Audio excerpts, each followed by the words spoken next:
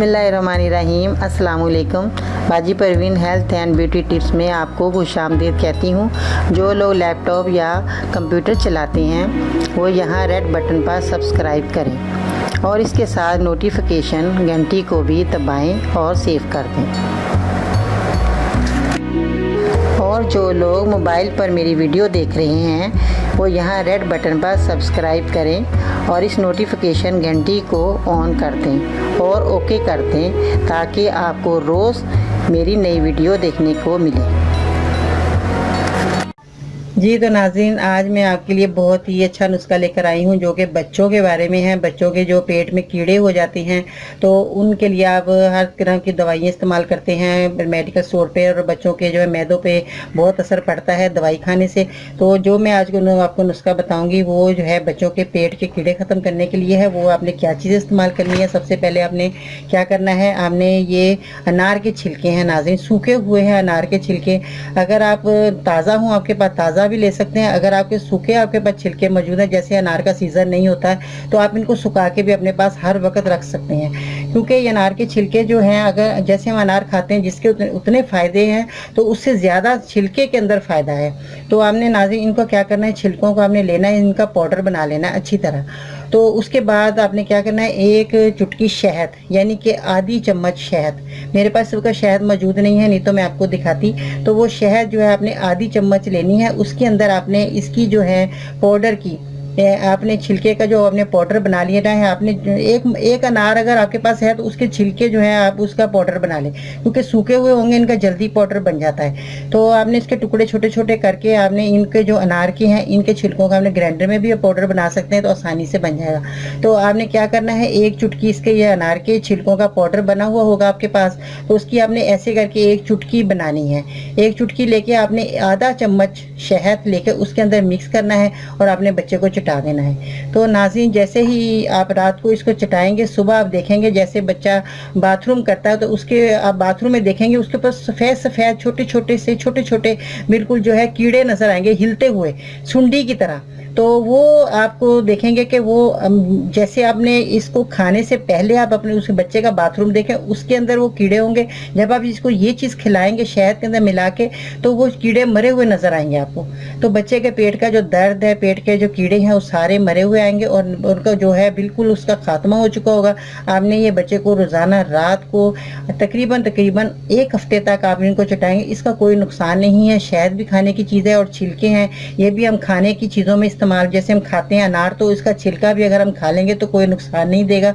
जिस तरह मैंने आपको बताया पहले भी कि अगर हम अनार का फ़ायदा उससे ज़्यादा छिलके का फ़ायदा है। तो अगर आप बच्चे को 1 हफ्ते तक खिलाएंगे तो इसका कोई बच्चे को नुकसान नहीं होगा, बल्कि उसको फ़ायदा होगा और उसके कीड़े जो हैं हमेशा के लिए ख़त्म हो जाएंगे। और ये जो है आइंदा जो है बच्चा जो भी खुराक खाएगा उससे कीड़े नहीं बनेंगे, क्योंकि बच्चे ज़्यादा मीठी चीज़ें खाते हैं उससे जो है पेट में कीड़े बनना शुरू हो जाते हैं और माँ को पता नहीं होता। और बच्चों को चॉकलेटें, टॉफ़ियाँ, गोलियाँ जो भी बाज़ार में चीज़ें मिलती हैं बच्चे वो खाते हैं तो उससे जो है उनके कीड़े पेट में जमा होते रहते हैं और वो खुराक अपनी जो है खाने की वजह से उनके कीड़े बढ़ते चले जाते हैं और बच्चे के पेट में तकलीफ़ हो जाती है और खाना जो है सही तरीके से वो खा नहीं पाता। और इसी वजह से है उनके कीड़े जो है वो जो खुराक खाते हैं और वो बच्चे को खुराक लगती नहीं, बच्चा कमज़ोर होता चला जाता है। तो नाज़रीन, आपने जब ये चीज़ बना के बच्चे को चटाएंगे शहद के अंदर मिला के तो बच्चा मज़े से खाएगा भी, उसको अच्छा भी लगेगा और उसके कीड़े भी ख़त्म हो जाएंगे। ये आपने ज़रूर नाज़रीन नुस्खा मेरा बनाकर बच्चों को देना है।